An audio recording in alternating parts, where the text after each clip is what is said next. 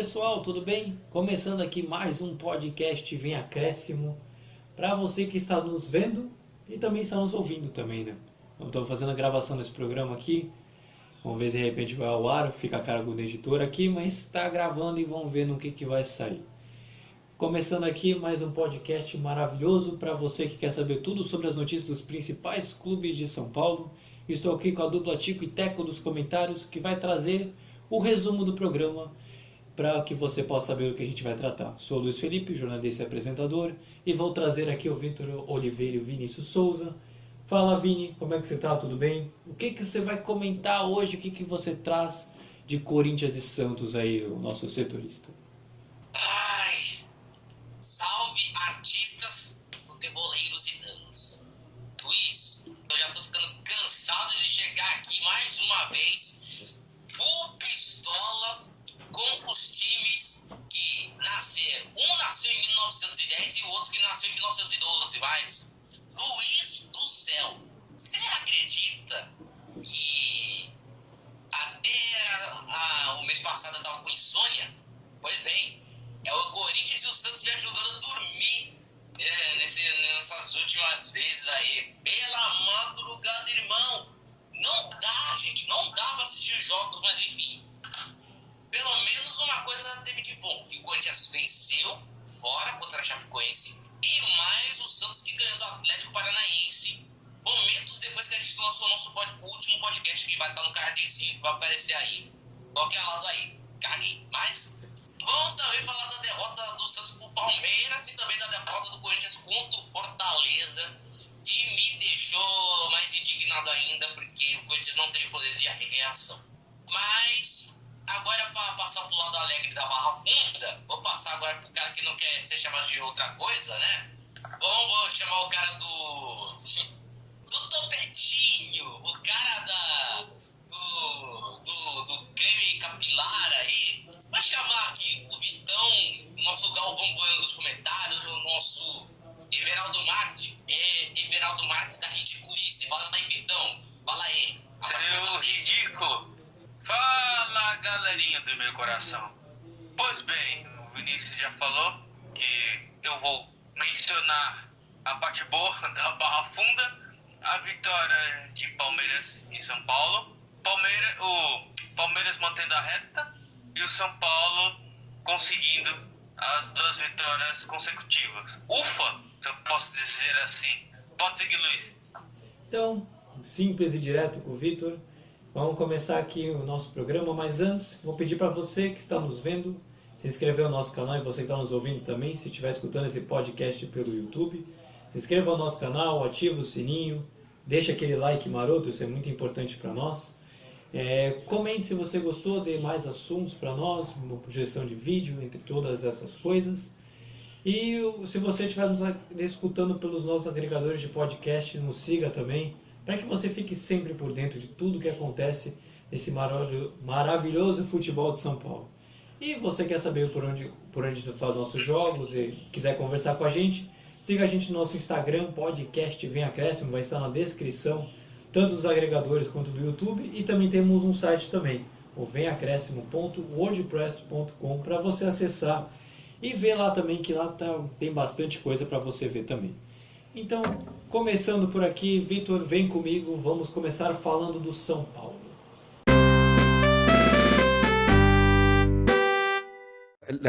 El proceso, boa noite. El proceso es difícil porque no tem tempo para treinar.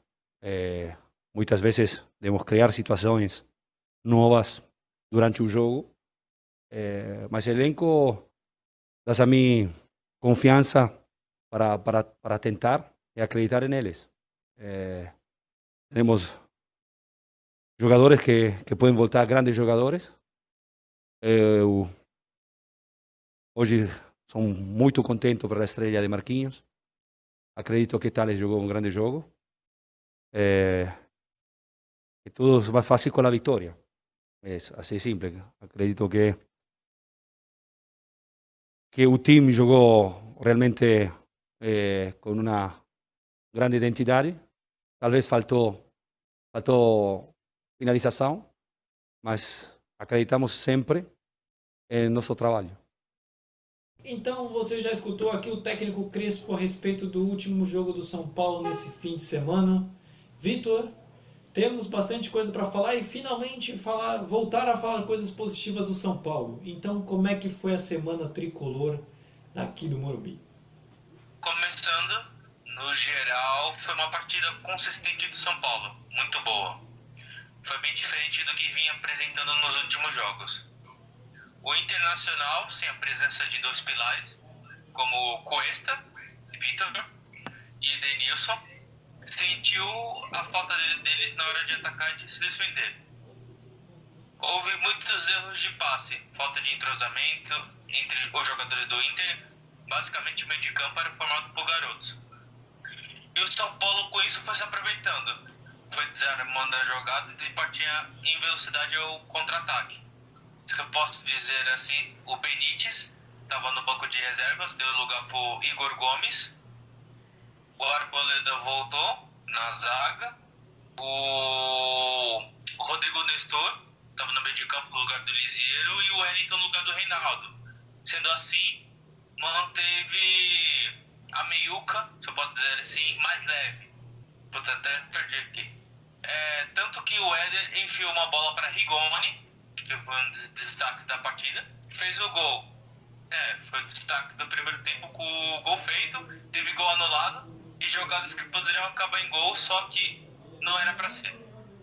Na defesa, já mencionei, voltou a volta do Arboleda da Copa América, ficou mais segura, apesar de alguns erros defensivos que o Volpe teve que trabalhar bastante. Segundo tempo foi o mesmo enredo, com o Inter pressionando e o São Paulo controlando as ações. Em uma cobrança de falta do lado esquerdo, Igor Gomes fez um bonito gol de voleio. Aí depois disso ficou tudo mais sossegado, digamos assim. Dali até o final do jogo, o São Paulo foi controlando as ações, não deu muitas chances pro Inter. E o São Paulo teve mais perto do terceiro gol do que o Inter de descontar o placar. Resumindo, ufa, a vitória veio. Agora é pensar nos próximos jogos. Pulando de quarta para sábado à noite, 7 horas. No Morumbi, gelado, São Paulo 1-0 no Bahia. Foi um jogo truncado, de duas equipes que tramavam bem a bola, só no último passe que pecavam. No primeiro tempo, o Bahia chegava com mais perigo do que o São Paulo. Diego Costa falhou e o Bahia quase abriu o placar, mas ele se redimiu e salvou o lance em cima da linha. São Paulo, com Pablo e Vitor Bueno no ataque, não surtiu muito efeito durante a partida e no final da primeira parte. Tassiano jogou uma bomba no travessão e o 0-0 encerrou a primeira etapa. Ou seja, o Bahia no primeiro tempo foi mais perigoso do que o São Paulo, mesmo com o São Paulo com a posse de bola, o Bahia foi mais incisivo. No segundo tempo, o São Paulo melhorou em relação ao primeiro, óbvio, né? Ficou com mais posse de bola, atacava e geralmente pegava o rebote das jogadas. É aquele ditado, água mole e pedra dura, tanto bate até que fura. Apesar do Bahia ter alguns contra-ataques, pecava no último passe ou algum jogador de São Paulo interceptava. Galeano perdeu um gol incrível aos 35 do segundo tempo, mas não fez tanta falta, porque logo após o lance, contra-ataque do São Paulo puxado por Marquinhos, que estreou pelos profissionais, chutou, o goleiro deu rebote, passou para o Reinaldo, que fez um cruzamento primoroso, e achou o Lisieiro infiltrando na pequena área para estofar o fundo da rede aos 46 do segundo tempo. Depois disso, foi segurar a segunda vitória consecutiva. Ou seja, nessas duas partidas, haja emoção. Sem falar dessa última. Conseguiram 2 vitórias consecutivas. Parabéns. Não, Vitor, é justamente sobre isso que eu queria comentar com você, sobre essa sequência do São Paulo.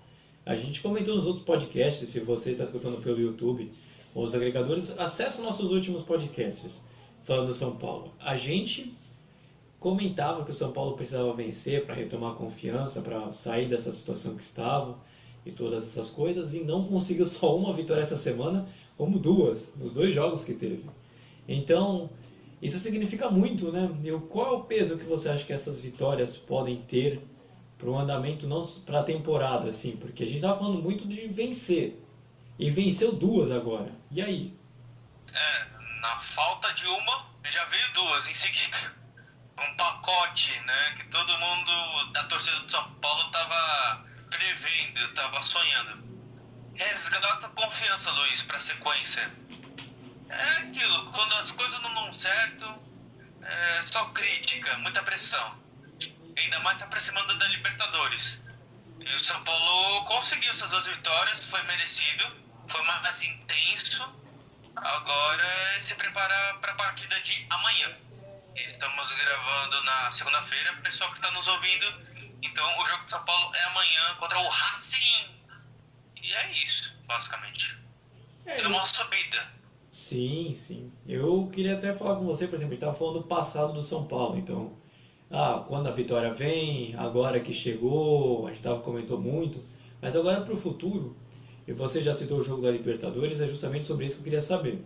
Será que agora vai? Será que... Não vou dizer que de repente foi o melhor momento para a vitória chegar, mas assim, essa semana foi muito boa e pode ser talvez um ponto primordial para uma retomada no Brasileiro e até mesmo para um bom andamento na Libertadores, porque uma vitória já seria importante, agora 2 seguidas, já sabendo que vai enfrentar o Racing, e aí?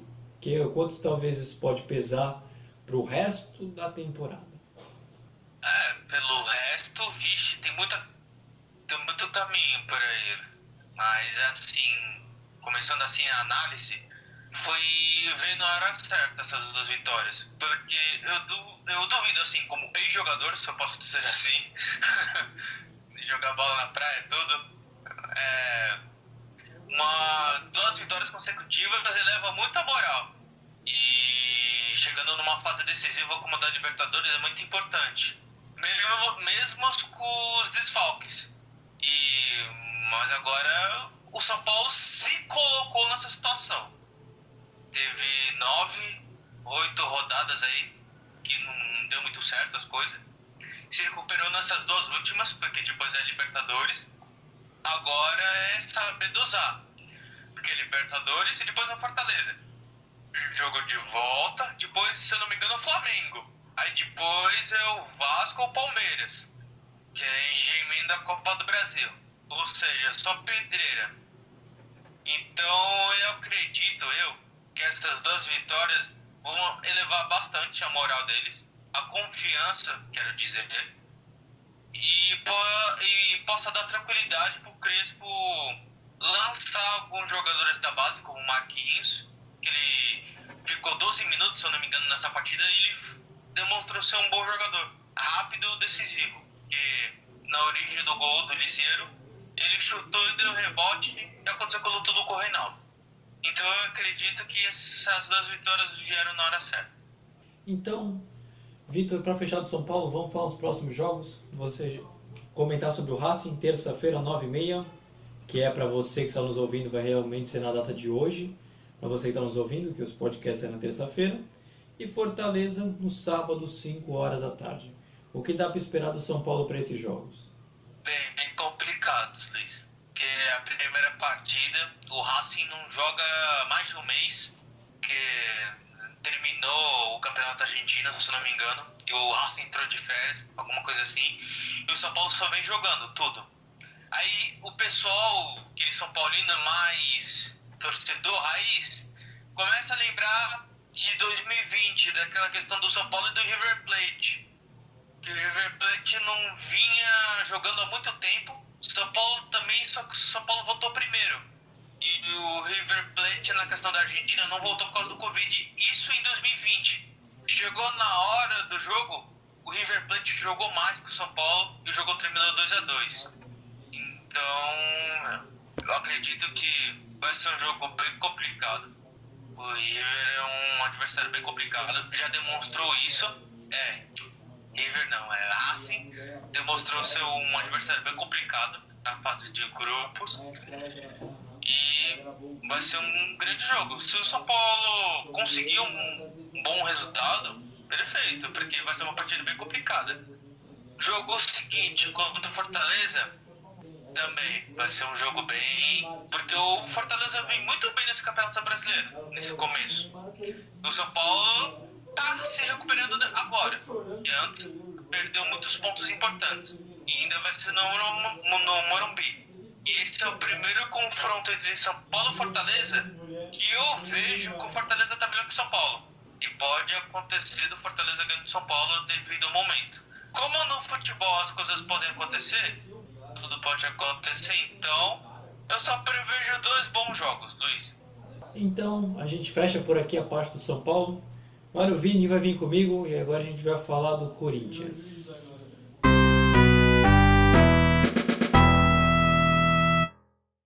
Concordo que o time sofreu. Foi um pior primeiro tempo nosso, até nível de intensidade, abaixo. No segundo tempo, acredito e tenho entendimento de que houve já um pouco mais de equilíbrio. Assim como nós chegamos mais no gol adversário, talvez sim, a gente quer que realmente acerte o gol, mas nem sempre é aquilo que ocorre. A execução dos lances, muitas vezes eles não saem à perfeição. Houve 2, 3 chutes, tentativas, cruzamentos por baixo, por cima, outros cruzamentos, ou alguns, poucos, mas que passaram na área e não encontraram um atleta nosso. O segundo tempo já um pouco diferente, potencializou sim as modificações, mas sim, eu concordo que o primeiro tempo não foi bom, abaixo, reitero, e acredito que, enfim, é uma situação que nós temos que estar corrigindo, melhorando, e finalmente devemos ter uma semana, um pouco de trabalho, a primeira vez desde que chegamos de 40 e poucos dias. É importante não somente trabalhar, é interessante dizer isso, mas que os atletas também oxigenem, respirem um pouco mais para poder seguir numa maratona de jogos que um campeonato como o brasileiro, que é difícil, exige. Então aqui você está escutando o técnico Silvinho, que comentou também, não ficou feliz a respeito do último jogo do Corinthians contra o Fortaleza, que não ficou feliz na atuação da equipe dele contra o Fortaleza. Então, Vini, ele está insatisfeito. Você, como setorista também do Corinthians, também ficou insatisfeito com esse jogo também do Fortaleza, ou de repente ele viu uma outra coisa? E também tem o jogo contra a Chapecoense. Então, como é que foi a semana corintiana? Luiz, no último podcast, eu já vi avisando que o Corinthians tem que ficar de olho no Fortaleza do Vojvoda. Esse futebol apresentado contra a Chapecoense, primeiro o Corinthians acertou a Chape fora, mas depois pegou o Fortaleza fora, assim como fez contra São Paulo e Inter. 2 dentro de casa, agora 2 fora, mas agora o bagulho vai ficar louco, porque é o seguinte, eu falei no último podcast que o Corinthians precisaria fazer o mínimo, que é ganhar da Chape. Parabéns, fez o mínimo, entendeu? Fez o mínimo, o que dava pra fazer no momento era aquilo, ganhar de 1-0. Como o Corinthians já tava fazendo antes, só fazia um gol mesmo, tipo, deixa eu ver, eu acho que até agora nesse campeonato o Corinthians não fez mais de um gol, só fez um 2-1 contra o Sport, mas depois disso, jamais, entendeu? Tá de ressaca de fazer gol, em resumo, é isso. Mas contra a Chape, o Corinthians foi claro que foi melhor do que a Chape. Eu tava falando que a Chape não está bem, mas o Corinthians precisava fazer o mínimo, que era ganhar. Agora contra o Fortaleza. O bagulho vai ficar louco pro lado desses caras aí. Porque eu já havia falado no último podcast. Fica de olho nesse time. Eu já recebi uma notícia que o Fortaleza fez treino pesado antes de enfrentar o Corinthians. Eu tava vendo as notícias no sábado e vi que o Fortaleza fez um treino pesado contra o Corinthians do Silvio. Mas o Corinthians de Silvio vai ser o mesmo Corinthians de sempre. Vai fazer o torcedor sofrer pra caramba, né? Assim como eu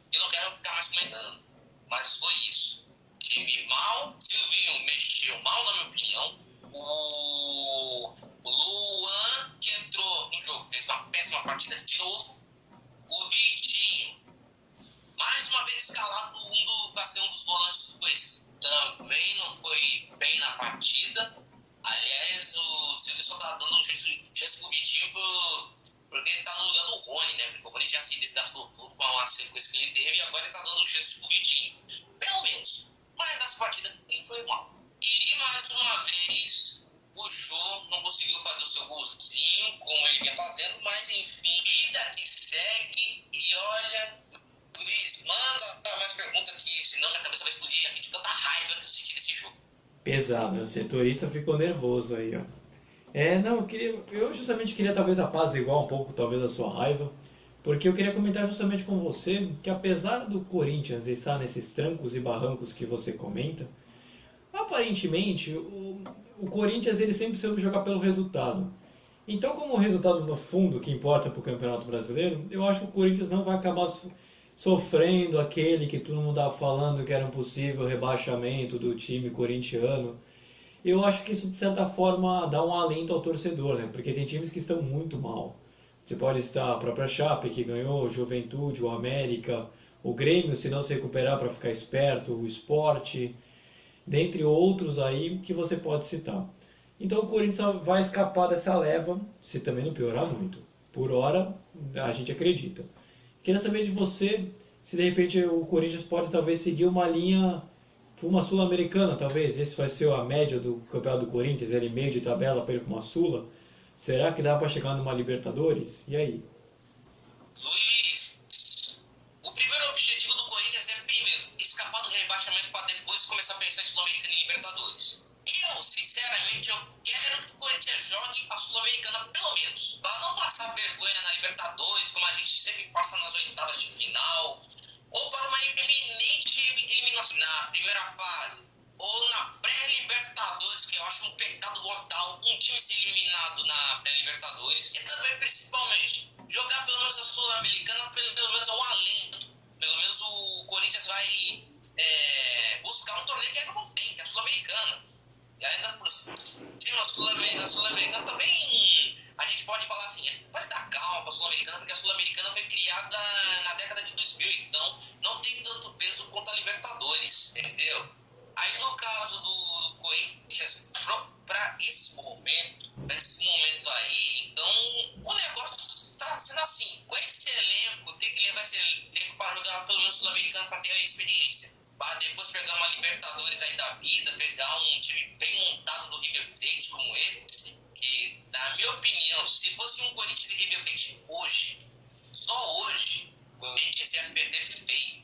Não é por qualquer placar, não. 1-0, 2-0, não. Ia perder muito feio, de goleada. Não posso nem chutar qual placar, mas se a gente pegar Corinthians e River Plate, o Corinthians ia perder com certeza com o River Plate. Pode até fazer golzinho de honra, mas pelo menos já vai ter tomado uma porrada de gols. Em resumo, é isso. Pode mudar jogador, técnico, e vai continuar isso. Pesado comentário. Mas aqui, Vini, justamente é algo que eu queria falar sobre sequência, né?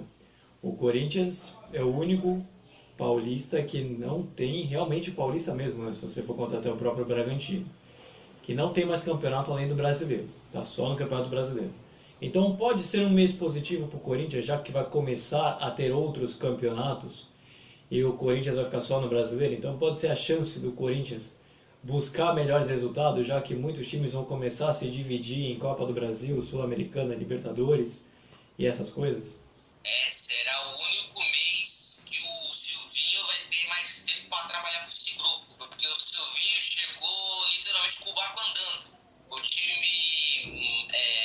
mal foi eliminado da Sul-Americana, mal foi eliminado do Paulista e já teve um tempinho para dar uns ajustes no time. Mas depois a gente está vendo essa sequência horrorosa que a gente já está vendo do Corinthians, que está em 12º na tabela, com agora 3 derrotas do Atlético Goianiense, Bragantino e do Fortaleza do Vojvoda. Mas é um treino, quer dizer, é uma semana de treino onde o Corinthians vai ter que repensar os erros. Por exemplo, erros de passe. Foram muitos erros no jogo contra o Fortaleza. Foi um segundo tempo, foi um primeiro tempo que me irritou bastante, mas o segundo tempo, quando eu esperava mais, também decepcionou. Tem que rever também alguns jogadores. Sinceramente, tem que rever alguns jogadores de titular. Tô sentindo falta do Rodrigo Varanda, tô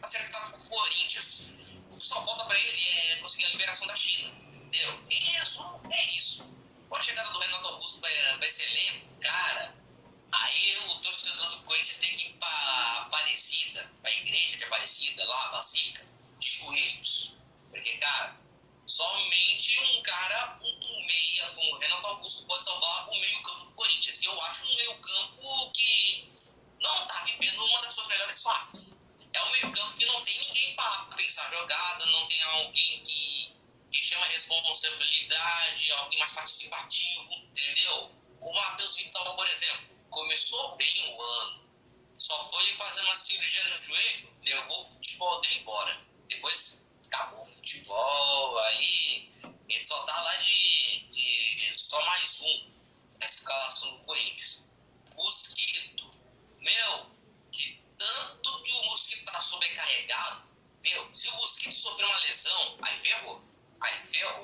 Aí não tem como. Aí quem vai substituir um cara bom como o Gustavo Mosquito? Aí tem o Marquinhos. Marquinhos chegou agora no Corinthians. Você já foi bom no esporte? Deixa o Marquinhos fazer o seu nome agora com o Corinthians. Porque, era pra já ter lançado o Marquinhos em 2017, já pra ter feito uns jogos antes. Mas resolveram fazer empréstimos lá e tá aí. Agora ele tá aí, tipo, não é todo mundo que vai ter que usar a capa pra salvar a sua cidade maravilhosa chamada Gotham City, né? Porque eu falo que o Corinthians só tem Batman, então é aquilo. Abre a capa do Batman. Como a produção falou, o Batman tem que abrir a sua capa pra salvar, né? Mas enfim, salvar as garras do Coringa que tá na diretoria. Fazer o quê? Então, agora vamos falar dos próximos jogos. Depois desse desabafo do setorista Vinícius aqui a respeito das atuações corintianas.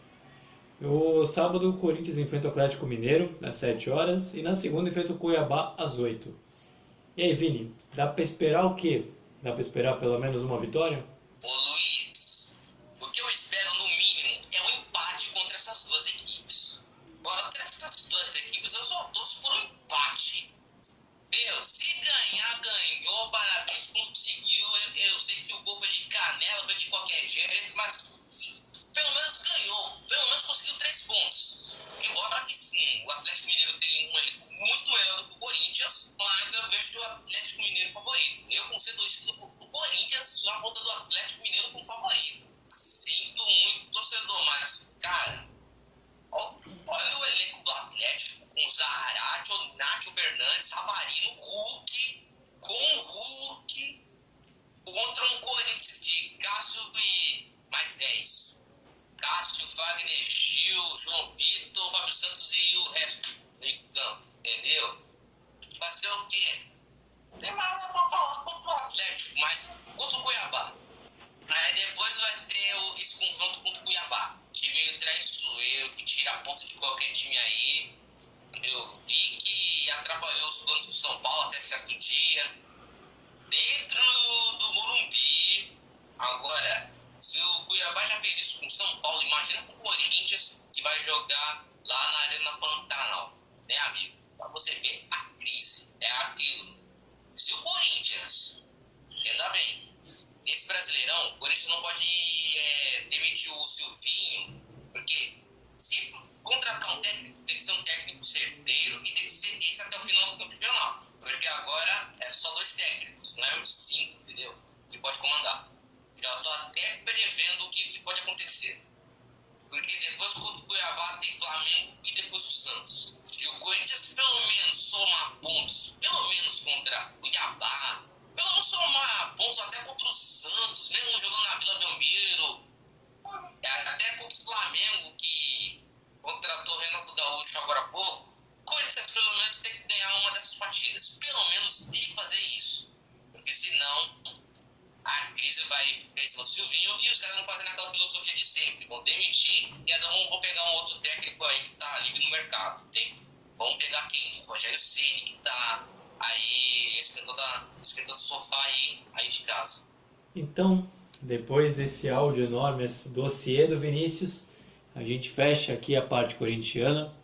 E agora eu vou chamar o Vitor de novo e agora a gente vai falar do Palmeiras.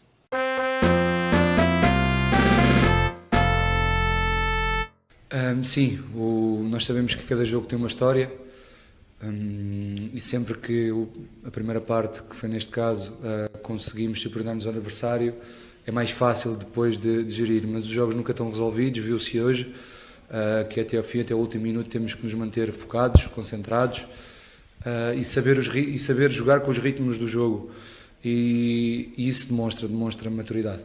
Então, falando aqui do Palmeiras, falou aqui o assistente do Abel Ferreira. Queria até, depois eu preciso saber, né? Quem que estiver aqui vendo, colocar nos comentários por que o Abel não está dando mais entrevista. Eu realmente não lembro por quê, ou se eu não sei mesmo. Suspenso pelo STJD. Ah, é verdade, tá certo, tá certo. É porque antes nem, às vezes nem ele estava dando entrevista mesmo. Mas obrigado, Vini, obrigado. É, Vitor, vamos falar aqui do Palmeiras, que agora se consolidou na liderança e está muito bem. Então, como é que foi essa última semana do Palmeiras? Começando com Palmeiras e Grêmio, né? Incrível que esses dois times se enfrentando já fez final de Copa do Brasil. O Palmeiras se lembra muito bem. E de uma hora para outra, o Palmeiras está numa situação muito ótima e o Grêmio na lanterna. O mundo não gira, ele capota. Um dia você está decidindo a final, outro dia você está tentando sair da lanterna. O primeiro tempo, né, os gols foi do Rafael Veiga e do Gabriel Menino. Foi uma partida entre duas equipes distintas no campeonato. Palmeiras brigando pela liderança, enquanto o Grêmio brigando para sair da lanterna do campeonato. Com 20 segundos, precisamente, o Palmeiras abriu o placar com o Rafael Veiga. Naquele momento, as pretensões do Grêmio para essa partida ficaram complicadas. O Grêmio, aos poucos, foi se lançando ao ataque, teve algumas boas jogadas, só que a defesa do Palmeiras, liderada com Gustavo Gomes, que voltou da Copa América, tirou as investidas do Grêmio. Palmeiras muito rápido nas transições, com Breno Lopes e Rafael Veiga. Luiz Adriano está machucado e definitivamente perdeu a vaga no ataque para Daverson e Rony. Estão se revezando. Em uma investida palmeirense, Vinha cruzou e Gabriel Menino marcou de cabeça. Foi um centroavante, aumentando ainda mais o drama gremista. Logo após, no segundo tempo, o Palmeiras manteve a intensidade e só não aumentou o placar pois perdeu as chances que tinha. Mas controlou a partida do começo ao fim e o Grêmio bagunçado errava muito espaço, sem confiança, gol sofrido no apito inicial, Sanches perdidas, sem sintonia. Agora vamos ver o que o Filipão vai fazer para motivar todo mundo e tentar fugir dessa situação que se encontra hoje. Pulando de meio da semana para final de semana, clássico, Palmeiras e Santos. 3-2. Gols no primeiro tempo, Gustavo Gomes e Breno Lopes. No segundo tempo, Carlos Sanches, William, por último Marinho nessa ordem. No primeiro tempo, foi um Palmeiras que chegava ao ataque com poucos toques na bola. E o Santos com maior posse de bola, mas não conseguia chegar, pois seus atacantes eram bem marcados pelos laterais do Palmeiras. Palmeiras chegou com Gustavo Scarpa e um gol anulado pelo Daverson. E o gol só saiu depois de um escanteio que Gustavo Gomes aproveitou e abriu o placar. Aproveitando a desorganização do lado santista, Breno Lopes, herói da Libertadores, um personagem mítico nesse duelo, ampliou o placar. Logo após isso, mais posse de bola, só que o Santos assustou no final do primeiro tempo na cabeçada do Marinho que passou perto. No segundo tempo, Palmeiras continuou sua estratégia e o Santos veio com Alisson e Carlos Sanches. Agora falei sério. O jogo melhorou, Santos insistiu na bola aérea e nenhuma fez. Porém, em seguida, Marcos Rocha cometeu pênalti bobo em Sanches e o Uruguai diminuiu o placar. Viu Inglaterra, ele sabe bater pênalti. O único problema depois disso é que o Santos não contava com o gol do William, depois do desvio do Daverson, checado pelo VAR. Mas, para o final do jogo, outro pênalti, agora de Marek em cima de Marinho. Ou seja, os dois laterais do Palmeiras fizeram pênalti na mesma partida. Olha só, titular e reserva. Voltando, o mesmo bateu e converteu, diminuindo o placar. Porém, no final do jogo, não deu para buscar o empate. Em resumo, foi um Palmeiras consistente, estratégico e letal que soube se segurar e é líder merecidamente. diante desse resumo que eu fiz, o Palmeiras vai anunciar o Rashford, o Xhaka e o Sancho pelos pênaltis perdidos. É isso, Luiz. Aí, ó, leve provocação com a Inglaterra, que perdeu os pênaltis, né? Mas realmente o Palmeiras vendo uma sequência de pênaltis que não dá nem pra reclamar, mas tudo bem. Mas Vitor, você comentou aqui da sequência, Palmeiras bem, e agora vai enfrentar um adversário que muita gente considera como talvez um dos mais fracos nessa fase eliminatória da Libertadores, que é contra a LAU, a Universidade Católica do Chile. Não vou dizer que é um confronto fácil, mas dá pra dizer que teve sorte no confronto e tem tudo pra poder passar? Sim, Luiz, com certeza. O Palmeiras, ele vem com um grande time, a gente já vem mencionando isso há muito tempo. A ideia do técnico já está consolidada, tá vindo os reforços, como se eu posso dizer assim, o Dudu ficou afastado, o Dudu foi para outro time e voltou. Matheus Fernandes, Daverson e o Borja, que talvez venha e seja utilizado. Enfim, como você disse, a Laú não é aquele time como se fosse o Boca Juniors, aquele que com o nome você já se assustava. Sim. É um time interessante, mas comparando com o Palmeiras, por tudo que vem fazendo, atual campeão da Libertadores, creio que ele não deva ter muitas dificuldades para passar. Convenhamos que o Palmeiras foi eliminado pelo CRB na Copa do Brasil, então, como o futebol é lindo, tudo pode acontecer. Então, eu queria falar agora do brasileiro, porque o Palmeiras agora se consolidou na liderança, tá 3 pontos à frente, se não me engano, na frente do Bragantino, tá isolado na frente, e depois de tantas críticas que a gente fez ao Palmeiras com certa justiça pelos 3 títulos perdidos, por más atuações, a briga do Abel Ferreira com a direção, o Palmeiras se consolida na liderança. Então é um Palmeiras que vai ser competitivo até o fim e pode até levar esse brasileiro novamente? Tem chance sim. Agora falei direito. O Palmeiras está empolgando. Aí agora que tem que ver como é que o Abel vai fazer. Brasileirão e a Libertadores, porque a Copa do Brasil já foi. O Palmeiras, diante do elenco que tem muitas opções, tem obrigação, se eu posso dizer assim, ou pode chegar à final das competições. Isso se não acontecer um percalço no meio do caminho. Mas do jeito que o Palmeiras está indo, está jogando bem, o Daverson, especialmente nesses últimos jogos, eu estou vendo que ele está fazendo uma partida tática muito boa. Tá ganhando a primeira bola, como posso dizer, o goleiro no tiro de meta procura o Daverson, e o Daverson faz aquela casquinha. Foi por isso que eu falei na primeira bola. O goleiro chuta aquela casquinha, vai encontrar outro jogador palmeirense e seguir pro ataque.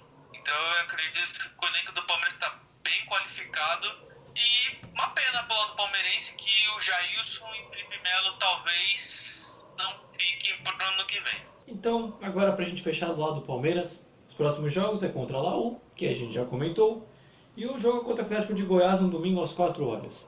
Então, pelo brasileiro, Vitor, já que a gente já comentou da Libertadores, o que dá pra esperar do Palmeiras contra o Atlético de Goiás?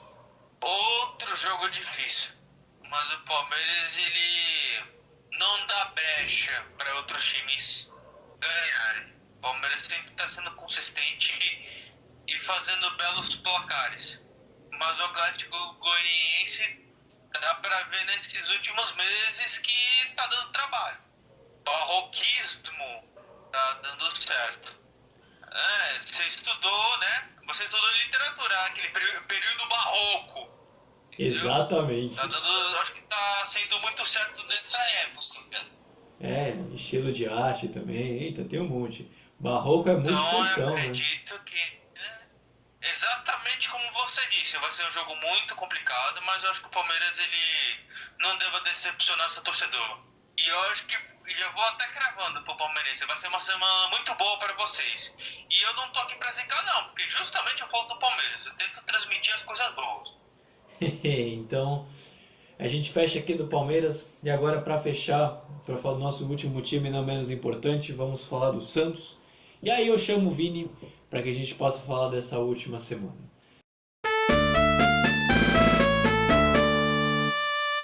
Tribo a isso. Eu acho que o Felipe Jonathan, ele não tem nada definitivo. Já falei mais de uma vez que é um grande jogador, um jogador muito técnico, jogador de seleção olímpica, que tinha interesse de outros clubes do Felipe Jonathan, inclusive. Foi público isso. É um jogador que a gente conta muito com ele. E o Moraes, achei que o Moraes tinha que dar a sequência daquilo que ele tinha apresentado nos 2 jogos que ele jogou, que ele jogou contra a América e que ele mudou como ele se comportou contra o Atlético Paranaense. Das mudanças do setor defensivo, mexer no time, num time que está buscando entrosamento. O jogo passado, isso é uma coisa para fazer uma reflexão. Acho que faz uns 4 meses e meio talvez, teve a final da Libertadores entre Santos e Palmeiras. Dos titulares, no jogo de quarta-feira, de terça-feira contra o Atlético Paranaense, daquele time que fez a partida final da Libertadores, o Santos tinha um jogador em campo, tinha 10 jogadores diferentes. Então, assim, a manutenção do time, de você ter time, um time que se conhece, que vai jogando junto, é lógico que isso faz diferença. Então, gente, assim, não pode ter muita mudança. A gente tem que ter, quanto menos a gente mexer no time, e eu falo da questão do elenco também, o time vai encorpar mais, vai conhecer. E agora, para fechar falando do Santos, Vini, o Santos não teve uma semana tão positiva, foi mais ou menos, dá para dizer assim, mas o que dá para dizer dessa semana santista? Luiz, nas partidas do Santos dá para ver muita desorganização tática e também que o Santos também teve sorte no jogo contra o Atlético Paranaense. Contra o Palmeiras, teve sorte de ter conseguido aqueles pênaltis, mas não foram suficientes para evitar aquela derrota lá no Allianz. Bom, eu não vou nem falar muito do clássico, porque o Vitor já resumiu o que eu vi no clássico. O Santos literalmente se perdeu na partida, fez o primeiro tempo muito abaixo, tentou se recuperar no segundo tempo, mas infelizmente perdeu. Aliás, foi uma péssima arbitragem também, putz grila, hein? Mas continuando pro jogo da vida. Bom, o jogo contra o Atlético Paranaense foi um jogo onde o Santos adiantou esse jogo, né? Porque o Santos vai ter compromisso na Copa Sul-Americana contra o Independiente da Argentina, né? Essa semana. Então, o Santos resolveu jogar numa terça-feira, minutos depois de ter lançado o podcast de número 44. Hoje é número 45, mas aquele foi 44. No jogo contra o Atlético Paranaense, que ficou com gols marcados, sei lá por quem, tô nem aí. Bom, o Santos ganhou de 2-1, né? Fazer o quê? Meu Deus do céu, o Santos novamente sofreu para bater o Atlético Paranaense. Mas olha, o que vou falar do Santos agora, hein? Meu Deus do céu. Perdeu o Luan Pérez, agora tem torcedor que tá falando que vai deixar de ser... que vai sair do fã-clube do Caio Jorge e tudo, né? Só porque o Caio Jorge tá 3 jogos sem jogar, só porque ele tá negociando a sua carreira lá na Itália, lá na Europa. Fazer o quê, né? Vocês são os torcedores mesmo, hein? E ainda sem contar que o Fernando Diniz tá falando de tudo, né? Tá falando, Pirani joga! Ele tá tendo alguns seus famosos estiletes aí. Mas em resumo é isso. Luiz do céu, próxima pergunta. Não, o Vitor já comentou um pouco então sobre o clássico contra o Palmeiras. Eu queria falar com você, por causa que o Santos está numa sequência de jogos bem pesados, assim, né? A gente vai até comentar na próxima semana, quando chegar nos próximos jogos, para comentar por último, que é contra o Independiente e o Bragantino. Já teve essa semana passada que pegou o Atlético do Paraná, que é o terceiro, o Palmeiras é o líder. O Santos não vem numa sequência muito fácil, então o que dá para dizer assim? Tipo, dá para o Santos conseguir bons resultados, apesar dessa sequência dura de jogos? A sequência do Santos aí foi uma das piores sequências que qualquer santista poderia pegar. Bom, contra o Independiente é aquela famosa frase.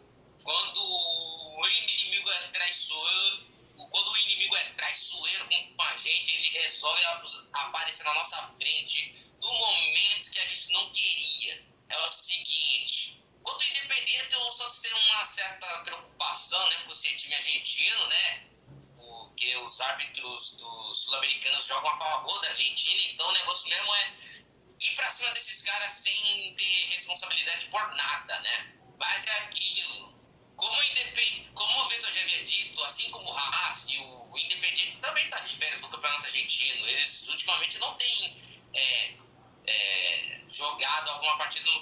internacional. Mas é um ponto positivo pro Santos, que o Santos já vinha numa sequência e vai pegar o Independiente que tá saindo do sofá agora, digamos assim.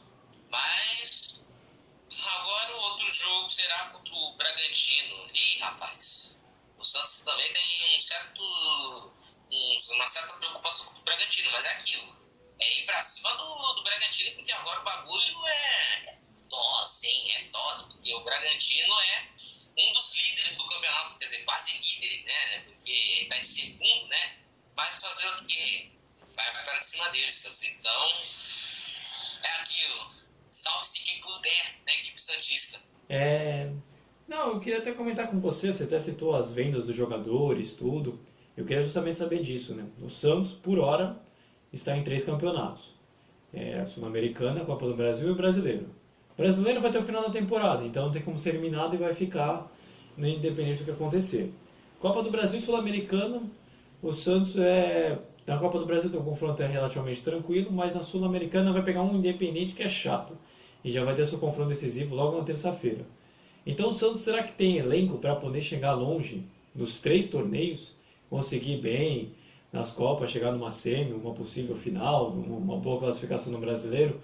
O que você imagina desse elenco santista para o futuro próximo do Santos, assim? Luiz, se o Santos for por uma final de qualquer campeonato, eu vou ficar surpreso. Porque é aquilo, o Santos tá vivendo umas temporadas de remontada, entendeu? Já não conseguiu contratar jogadores em definitivo, tá fazendo alguns empréstimos de jogadores para que algum dos seus girinos aí, os meninos da Vila, não se sentem pressionados logo no início de suas carreiras, né? Já que no banco de reserva do Santos só tem meninos de 16, 18 anos por aí. Mas é aquilo, para não ter a pressão em si, o Santos vai me surpreender se chegar numa final de novo. Sinceramente, é disso que eu penso. Mas o campeonato do Santos é para ficar entre os times da Libertadores mesmo. Ficar entre pré-Libertadores e Sul-Americana, pode ser, né? Mas é aquilo. Para um elenco do Santos que está se remontando, né? O Carlos Sanches voltando de lesão, fez até um gol contra o Palmeiras. O Marinho, que tá fazendo um gol, mas aí tá embaixo em outros jogos. E também contar com a boa fase do nosso raio da Vila, que é o Marcos Guilherme, né? O Cachau! O Santos tem tudo pra pelo menos arriscar um empate contra o Independiente, mesmo sendo dele. Independentemente se for dentro ou fora de casa, sem querer zoar o Independiente, né? O jogo no dia 15 será numa quinta-feira. Tá legal, só vão na nave, sei lá. Mas como o jogo. O jogo será na Vila. Então, vai ser aquela mesma estratégia. O Santos vai fazer o resultado aqui na Vila e vai depender do resultado fora de casa, que com certeza não será fácil. Até porque saiu nesse fim de semana, que a Conmebol vai começar a liberar os públicos para a Libertadores e para a Sul-Americana. Nem que seja pelo menos 15% da capacidade do estádio. E olha, notícia boa para quem tá com saudade de torcedor, hein?